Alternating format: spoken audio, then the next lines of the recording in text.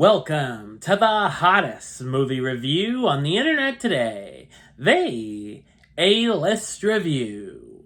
I'm your host, the Game Changer, Wes Troop, and with the release of Furiosa, a Mad Max saga on the horizon, I thought it would be a great time to travel back into our mint-flavored time machine to the year 2015, where we're going to talk about one of the best movies from that year, my review of the 2015 action film, Mad Max Fury Road, coming up now.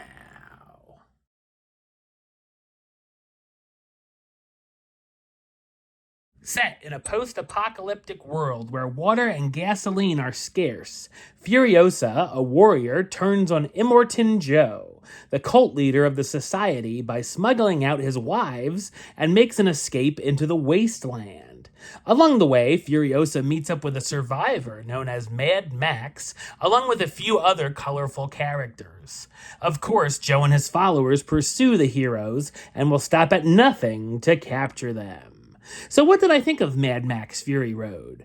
I thought it's an incredible action film. It's directed and co-written by George Miller, who's best known for directing the first three Mad Max films, The Witches of Eastwick, Babe, and Happy Feet.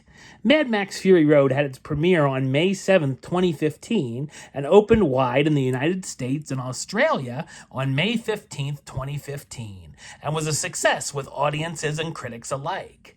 As someone who never saw any of the other films in this franchise before jumping into this one when it was released, I had no clue what to expect, and was happy to find that it lived up to the hype.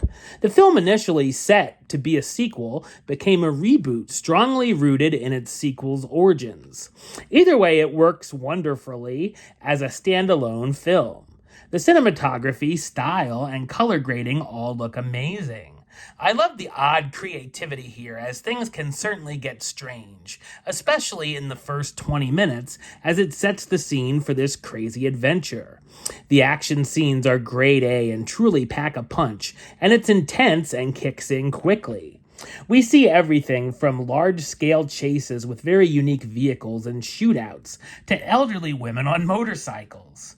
These sequences can be rather innovative with its stunt work, such as the polecats who specialize in abducting assets from other vehicles.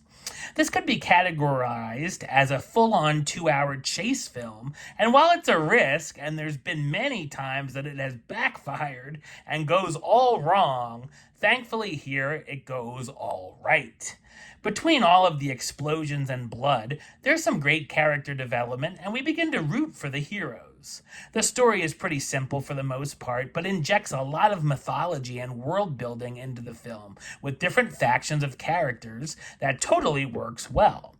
There are some supporting characters who are quite out there, such as a villain who has holes cut in his shirt so he can caress his nipple chains, and of course, an electric rock guitarist on wheels whose guitar shoots flames, who makes a Slipknot member look like Donny Osmond. Tom Hardy steps into the role of Max Rokitansky, the survivor who is haunted by visions of his past and the people he couldn't save, and has one goal left in life: survive. He gets captured and is taken as a prisoner of the War Boys.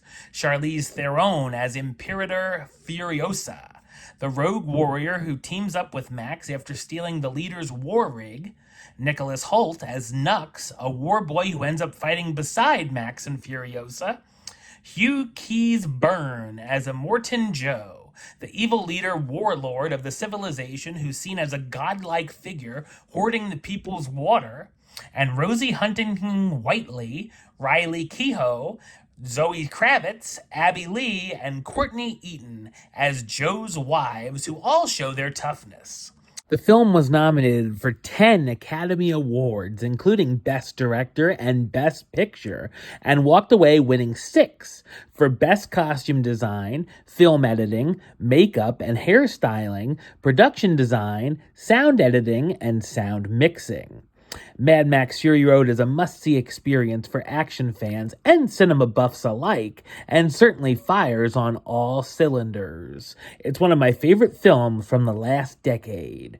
Number-wise, I'm going to give it a 10 out of 10, which gives it the A-list rating of A-list approved. That's right, it gets the A-list seal of approval. All right, well, that's the show. I'll be back with another review very soon. But until then, don't forget to like, comment, and subscribe right here on YouTube. YouTube.com/WestsideOf515.